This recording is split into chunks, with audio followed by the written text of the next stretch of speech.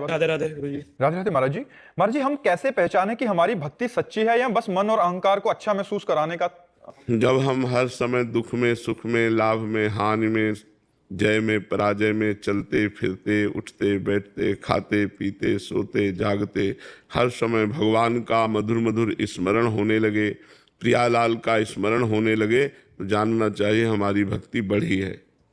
और जब केवल पूजा पाठ किया थोड़ी देर, इसके बाद मनोरंजन, संसार का चिंतन, उसी में हम फंसे हुए हैं, वो भक्ति नहीं है, उसका कोई विशेष महत्व नहीं है।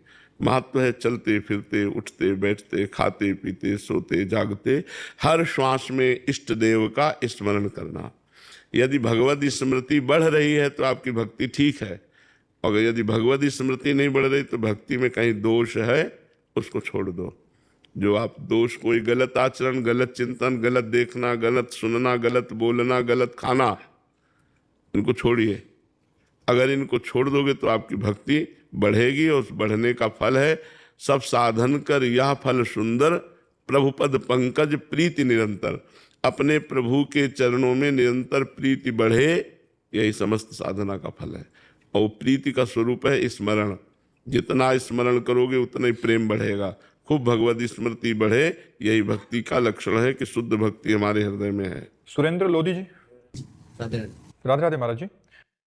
महाराज जी, आप पूछना चाह रहे हैं कि न्याय करने के समय न्यायाधीश की मूल शर्त ज्ञान और चेतना है, तो फिर ये क्यों देखा जाता है कि जब भगवान के द्वारा दंड विधान होता है तब हमें कुछ याद नहीं रहता, बट हमें उस कर्म का फल मिलता है जो हमें याद ही नहीं है? तो महाराज जी, याद न रहे तो क्या कर्म तुम्हें दंड नहीं देगा? तुम किसी का कर्जा लिए हो और तुम भूल जाओ तो तुम्हारी गलती है। तुम्हारी याद तो बहुत कमजोर है। 9 महीने माँ के गर्भ में रहे, याद है? 9 सेकंड की भी याद है, और इसी जन्म में तो रहे, माँ के गर्भ में रहे कि नहीं रहे? तो अपनी याद तो बहुत कमजोर याद है। हो तो तुम ही, शरीर बदल गया। अब पूर्व में कर्म तुमने जो किए हैं वो तुम्हें दंड तो भोगना ही पड़ेगा।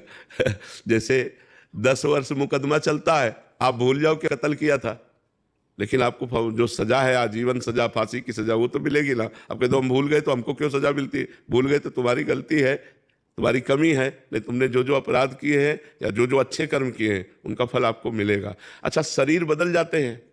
शरीर माने पोशाक। तो आप पहले जब कत्ल किए तो धोती कुर्ता पहन के किए थे, लेकिन अब जब आप मुकदमा लड़ रहे हैं तो आप पैंट शर्ट से लड़ रहे हैं, तो आपको सजा नहीं होगी क्या? सजा तो होगी ना। तो जैसे आप पूर्व जन्म में स्त्री थे या पुरुष थे या क्या थे, आपने पाप किया, अब इस जन्म में आप पुरुष स्वरूप में बालक हैं अभी, तो आपको भयंकर दंड मिला। तो अवस्था थोड़ी देखता है, कानून अवस्था नहीं देखता। जो भागवतिक कानून है वो अवस्था, वो गर्भ में भी दंड दे देगा। गर्भ ही नष्ट हो गया।